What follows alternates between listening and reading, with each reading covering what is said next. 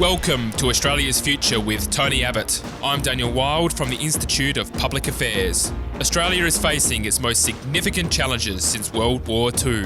Geopolitical tensions are increasing, cultural self-confidence is in decline. The values which define us, freedom, democracy, egalitarianism, and sacrifice, are being put to the test. Over this special podcast series, Tony and I discuss how Australia can survive and flourish in the decades ahead. Well, hello Tony, and g'day to all of our listeners. Great to be back with you for another episode of Australia's Future with Tony Abbott. Very much looking forward to today's discussion. We're going to be talking further about the voice to Parliament and the idea of recognition, discussing the issue with the Victorian Liberals and their plummeting primary vote, plus also the critical issue of the presumption of innocence as it relates to the case of Ben Roberts-Smith and also the ongoing Brittany Higgins issue. Tony, great to be chatting with you again today. Let's kick off with the voice to Parliament. Earlier this week, some polling showing that support for the voice is below 50% on a national basis, and 3 states are now in the no column, which would be enough to stop the change taking place. We've seen a media engagement by the Yes campaign. Now, very clearly, they're wanting to say, look, the voice is just about recognition. It's the only form of recognition Indigenous people will accept. I'll just give you one example of that. Earlier this week in the Australian Financial Review, one of the Yes campaigners, Thomas Mayer, said that an Indigenous voice to Parliament and constitutional recognition went hand in hand. This is simply not true. Yourself, John Howard, many others have talked about other forms of constitutional recognition. Tony, what are your thoughts on this idea that the voice and constitutional recognition are one and the same? Well, you're right, Dan.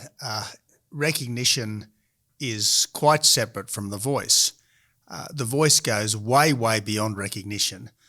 The voice is all about power.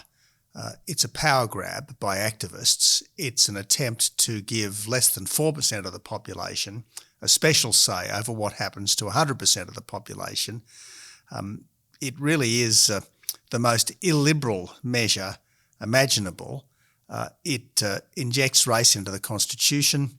It entrenches separatism, which is at the heart of Indigenous disadvantage, and it gums up government even further because that's inevitable when you've got an Indigenous voice to everyone on everything, which the High Court will say has to be taken extremely seriously indeed. So look, this is not recognition. This is way, way, way, way beyond recognition, and that's why it's such a problem. You're right, Dan. John Howard committed the coalition to constitutional recognition of Indigenous people back in 2007. It's been our policy ever since. It's been a bipartisan position ever since. But somehow recognition has mutated or metastasised, if you like, into this whole question of the voice. Now, I'd be more than happy to see the preamble to the Constitution amended, as we've discussed before, to provide, after one indivisible federal commonwealth, with an Indigenous heritage, a British foundation and an immigrant character under the Crown, etc. I'd be more than happy to see that happen. I'd be more than happy to see the Recognition Act of 2013, which was passed without dissent by the Parliament, incorporated into the Constitution. You could even, if there has to be a voice, you could even, as a voice advocate, say that the voice will be there for any laws passed under Section 5126. But no, that's not what they want. They want the voice to have a constitutionally entrenched right to make representations to the Parliament and to the executive government on everything. On everything. This idea that you hear from voice supporters that, if the Parliament has a constitutional right to make laws for the people of any race, well, the people of that race should have a constitutional right to be consulted. That's not what the voice in practice is about. It's not about consultation on laws under 5126. It's about an effective veto on every single aspect of government. No, that's right. There's a couple of good points you make there. I mean, the first is that the voice doesn't recognise Indigenous Australians, because the whole idea of recognition is to say, in one form or the other, Indigenous people were here prior to European settlement. And there's different ways of framing that, but that's the basic idea. It doesn't do that.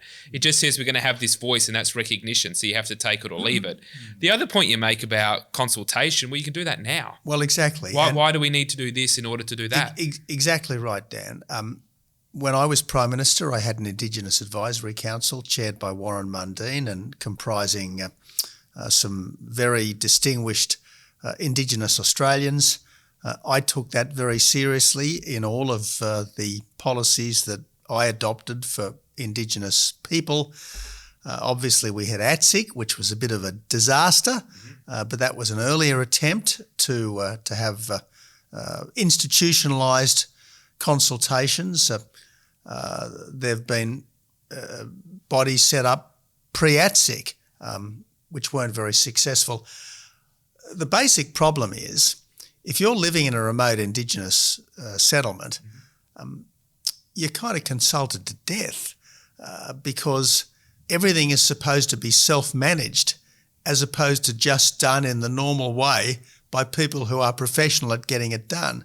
I mean, these remote settlements, which may have fewer than 500 people living there, they're supposed to run their own councils, they're supposed to provide their own utilities, they're supposed to manage their own clinics, they're supposed to run their own schools.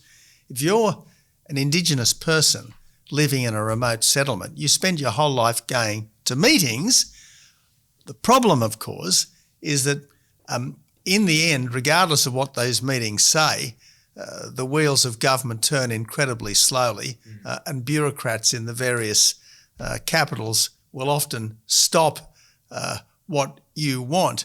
For instance, I was talking to a senior resources executive who is desperately trying to develop gas fields in the Northern Territory, and he was telling me the other day that the locals are all on side. They're all on side. But the powers that be, probably for climate reasons, are finding ways to obstruct it. So look, I am all in favour of listening to Aboriginal people. Frankly, we spend a lot of time listening to Aboriginal people.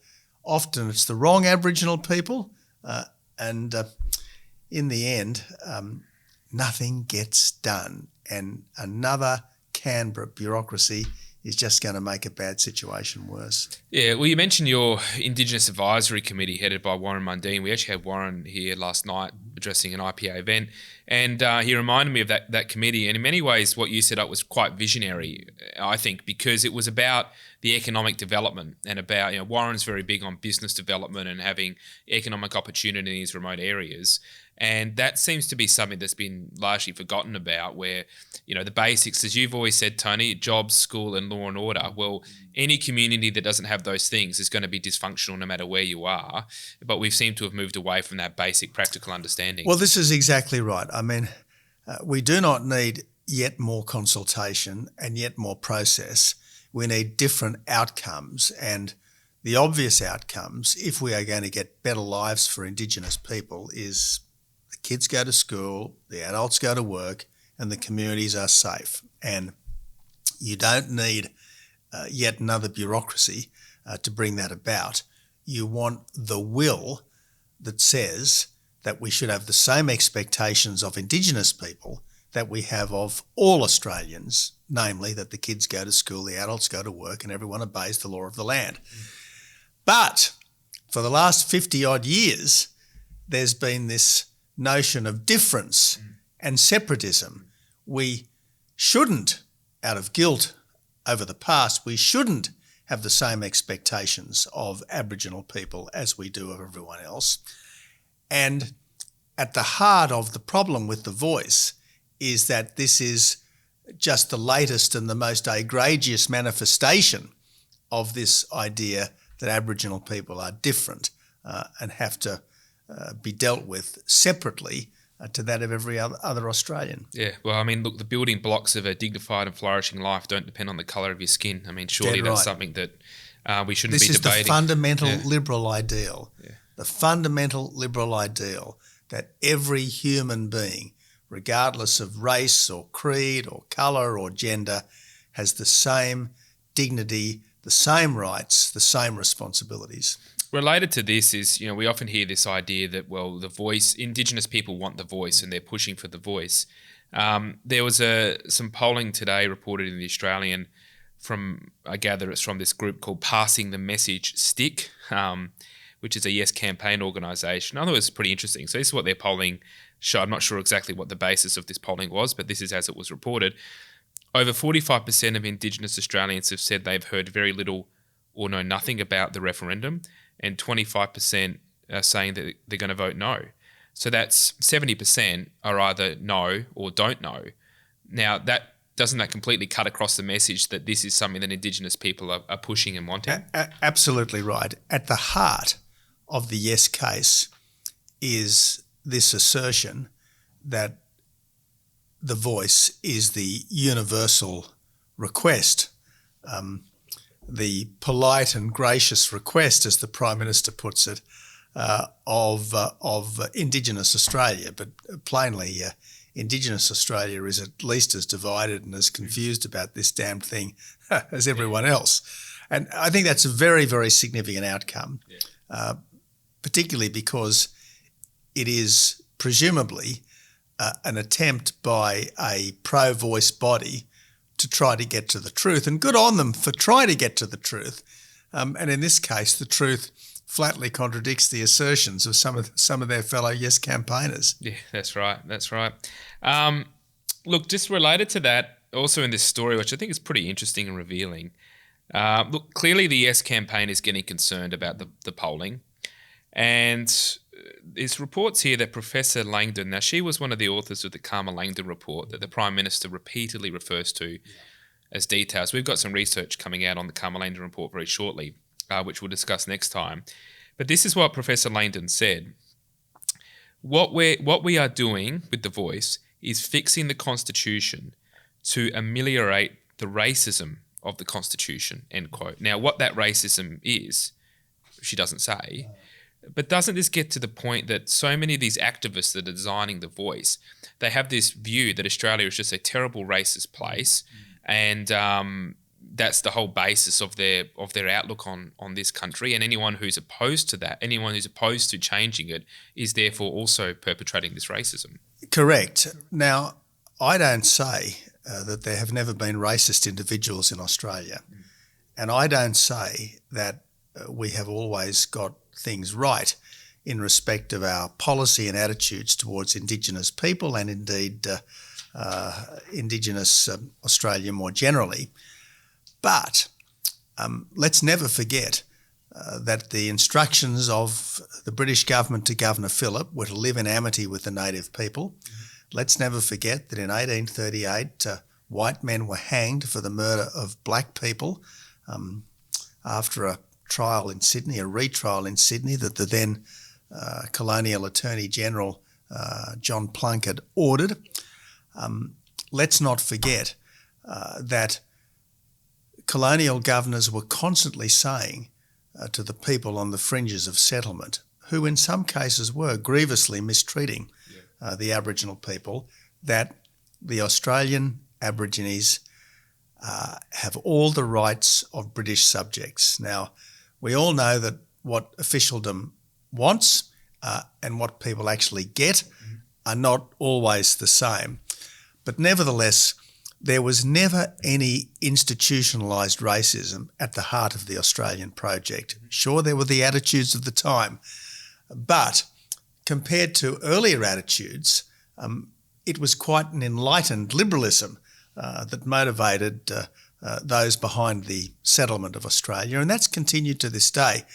We only have the capacity to know our own current defects because the culture that shaped us gave us the potential for all these insights. So this idea that there's something fundamentally illegitimate and fundamentally racist at the heart of the Australian settlement, the Australian project, is just wrong. No, it's well said, Tony, and a good place, I think, to move to our next topic, which is the current situation with the Victorian Liberal Party and coalition, which is, of course, not just a Victorian issue.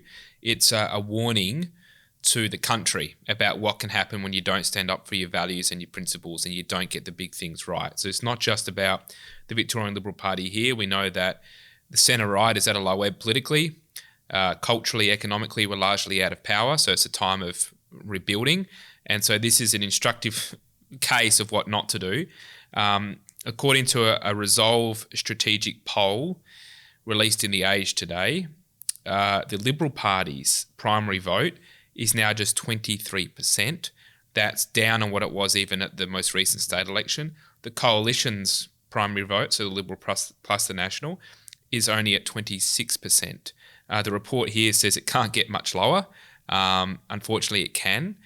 And Tony, to me, this is an example of what happens when you try to replicate policies of your opponents, whether it's in education or whether it's on the environment and climate change. And when you fail to stand up for values, as was the case with Moira deeming and expelling her from the party, inevitably the community is going to mark you down for that, and that's what's happened. What are your reflections? The first thing I want to say, Dan, is that the Liberal Party will recover, and the Liberal Party has been at a low ebb before.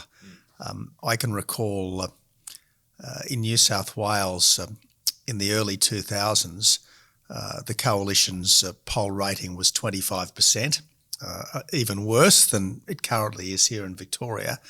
And yet in 2011, Barry O'Farrell had an all-time landslide win, and the Coalition then stayed in government for 12 years. And look, there's a lot that could have been done better, but still they were in government in New South Wales for 12 years. So the Liberal Party will come back, but it's only going to come back if it creates a contest. It's only going to create a contest if it stands for things, and it's only going to stand for things if the people in it have got some convictions and some courage. And the problem here in Victoria, particularly over the last few years, is that it's far from clear what the Victorian Liberal opposition have stood for. In many instances, they seem to want to out-Labor Labor or out-Green the Greens. Yep. And I am completely perplexed, baffled, bewildered, discombobulated by the way my party here in Victoria has treated Moira Deeming. Now, look, agree with Moira Deeming or disagree with Moira Deeming, what she did was she went to a rally to defend the rights of women to their own safe spaces, women's change rooms, women's toilets, etc., that couldn't be accessed by biological males claiming to be women. Now, I think that's a perfectly reasonable position. It's J.K. Rowling's position. It's Martina Navratilova's position.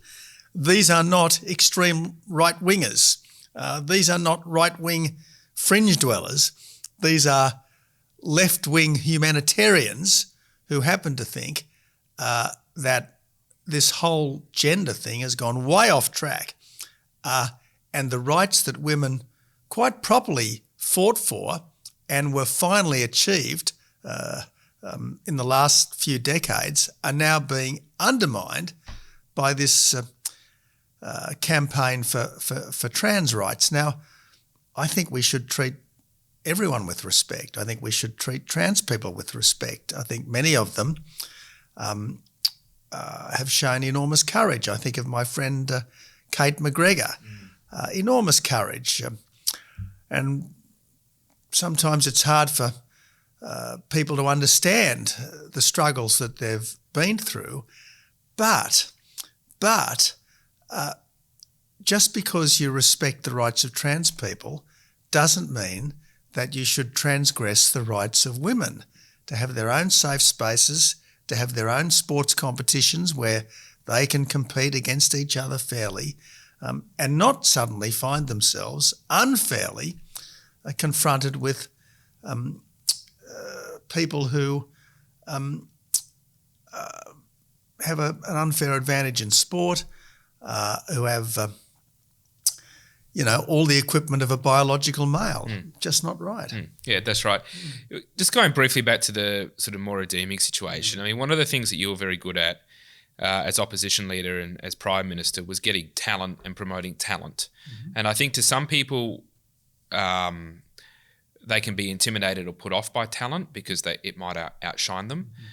You were always very good at promoting people into positions who were good for the team, and that obviously enhanced you as the leader because they were performing well. I wonder whether an alternative scenario for John Pesutto would have been to say, look, Moira, you are talented, you're ambitious, you've got a lot of skill, bring her into the team, give her a task, give her the opportunity to demonstrate the contribution she can make rather than pushing her to one side. I think it was the wrong thing. I think it's including these people of talent and capability rather than excluding. Well, that's a very fair point, Dan.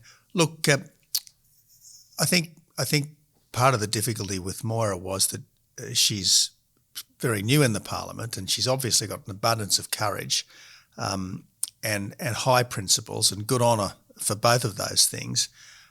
I'm not saying that she should have been put straight away on the front bench, but she certainly shouldn't have been ostracised and ultimately expelled because she had views that were quite reasonable, I think, and very strongly held. She could have been counselled, and yes, there are lots of tasks that you can give members of Parliament. They can chair committees, they can be given special projects, they can be asked to make a big effort in terms of particular communities. I mean, one of the things that the Coalition needs to do is strengthen its organisation in outer metropolitan areas. Even though more and more the Liberal vote is coming from outer metropolitan and regional areas, the party organisation is still dominated from the inner city. And this is one of the reasons why we have, I think, a particularly acute issue with more progressive and more conservative Liberals at the moment. The votes are increasingly coming from more conservative people, but the party leadership tends to be more progressive. Now, historically, the Liberal Party flourishes when we've managed to bring the party together on issues where we can all agree. And I think I managed to do this by trying to ensure that, at least in my time as leader, climate was not so much a moral issue, but an economic issue. I think if people are thinking about power prices, for instance, they suddenly become less obsessive about emissions. That's the task of leadership, frankly. It's to find things that unite your team and divide the other team. And unfortunately, here in Victoria, the Liberal leadership for quite a long time now has been much better at dividing Liberals than it has been at dividing and splitting and confronting the Labor Party. That's right. Look, I would have thought Moira deeming as Shadow Minister for women might not have been a bad move. Not a bad idea. Not a bad move, but look, maybe another day. Look, let's move on to our last topic here, which I think is a really important one, which is to do with the presumption of innocence. And there's a couple of cases at the moment. We've obviously got Brittany Higgins, which is dominating the media, and also Ben Roberts-Smith, which to me is in many ways a more important and interesting case. So we might start with Ben Roberts-Smith. Sure. Now, look, just very briefly by way of background, Ben Roberts-Smith attempted to sue the Sydney Morning Herald, The Age and the Canberra Times for defamation. Now, he was unsuccessful in that. The justice of the trial found that the newspaper's allegations that Roberts-Smith had murdered civilians and bullied comrades during his deployments to Afghanistan was substantively true. Now, this is based on the balance of probabilities rather than on the criminal higher bar, beyond reasonable doubt, thank you, that's there. Now, some in the media have reported this as proof that he's committed war crimes, which of course is an unfair bow to draw. Tony, you've often been a champion of those in our military and services who have given their lives and given so much to the country. And I'd be really interested in your sort of insights and thoughts on the whole Ben Roberts-Smith matter. Well, thanks, Dan. Look, it's not correct, based on the judgment in this civil case, to say that Ben Roberts-Smith is guilty of war crimes. You certainly could say that he's under a terrible cloud. And the personal tragedy for him is that he's been under a terrible cloud now for 5 or 6 years, ever since the Sydney Morning Herald first published these accusations. And he still hasn't actually been charged with anything, and nor have the others who the Brereton report says may well have been guilty of inappropriate conduct in Afghanistan. One of the principles of our system is that you are innocent until proven guilty. One of the other principles of our system is that justice delayed is justice denied. And not only has Ben Roberts-Smith and his other Special Forces colleagues not been found guilty, and therefore must at this point in time at least be presumed innocent, but certainly justice for them has been massively delayed. There was a report just this week in the Sydney Morning Herald that the criminal investigation, which had been going on apparently for 5 years, has had to be scrapped and restarted because of contaminated evidence. But apparently it's taken the DPP 2+ years, 2+ years to come to a decision on this issue of contaminated evidence. And the whole process, according to the Sydney Morning Herald, has now got to be restarted. Well, you've got people like Ben Roberts-Smith, whatever mistakes they might have made, whatever crimes they have possibly committed, they're people who nevertheless wore our uniform and risked their lives. And if they did the wrong thing, they did it in the stress of war, almost unimaginably stressful for those of us who have never experienced it. And they're in limbo. And they've been in limbo for years now. And it looks like they're going to be in limbo for years to come. And this is just wrong. Now, plainly, our soldiers have got to conduct themselves in accordance with the rules of war. You want your soldiers to be decent and honourable people, even if they sometimes have to do terrible things. So I take my hat off to the Special Forces soldiers who were prepared to testify, but by the same token, I'm not prepared at this point in time to withdraw my respect and admiration for soldiers who may not always have been as good as they should have been, but nevertheless did tough things for our country. I'm certainly very, very, very keen to avoid joining any pile-on against these people, because whatever mistakes they've made, we sent them to do difficult things. I think we put them in an impossible situation, particularly people like Ben Roberts-Smith, who did tour after tour after tour. And I think they deserve our ongoing respect. And just on a sort of separate but related matter, the Brittany Higgins issue, I mean, look, to me, the whole thing's quite sad. I don't know what happened with or to Brittany, and I don't think we'll ever know, but clearly it's been, I think, used for nefarious reasons, political motives, and it's become such a political and media issue that I think that it's just so many people's lives have been badly damaged in this. And again, it gets to your point about the presumption of innocence, where so many were wanting to jump on Bruce Lerman as an example of a broader cultural problem and political problem. Just interested in your perspective on the matter, Tony. Well, again, Dan, we don't know what happened on that fateful night in the minister's office, and as you say, we'll probably never know. There are two very different stories on the one hand, nothing at all happened. On the other hand, something really dreadful happened. Who knows what the truth is?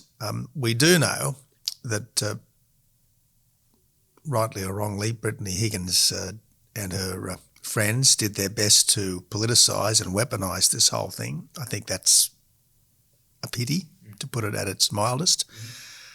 But we also know that Bruce Lemon, whatever mistakes he might have made and whatever wrongs he might have done, he has been through hell, absolute hell. And again, given that none of us are perfect and all of us make mistakes, and I think all of us should be given a fair go and the benefit of the doubt, I feel at least as sorry for him, frankly, as I do for Brittany Higgins, because both of them will carry the scars of this forever. Yep. No, there's no winners out of this, Tony, unfortunately. So, look, we'll end it on that today, Tony. So, appreciate your insights and advice and analysis as always. Look, I might just quickly, if it's all right with the guys in the studio, I'll just give a shout out to Mitch and Brandon in the studio that have set up this lovely new setting that we have here. They've done a really great job, and this is in response to the rapidly increasing views and engagement we're having with this podcast, Tony. So really excited about that, and we'll keep building up the studio. So just wanted to acknowledge that. And again, thank you for your time, Tony. And Dan, look, thank you to you and to the IPA for giving me the chance to talk as we do. And yeah, you're right. Mitch and Brandon have done a great job, and it's going to get even better in the weeks ahead. That's right. All right, Tony, lovely. Thanks for your time. Appreciate it, and we'll talk soon. Thanks. This is a production of the Centre for the Australian Way of Life at the Institute of Public Affairs. To find out more, visit australia.ipa.org.au.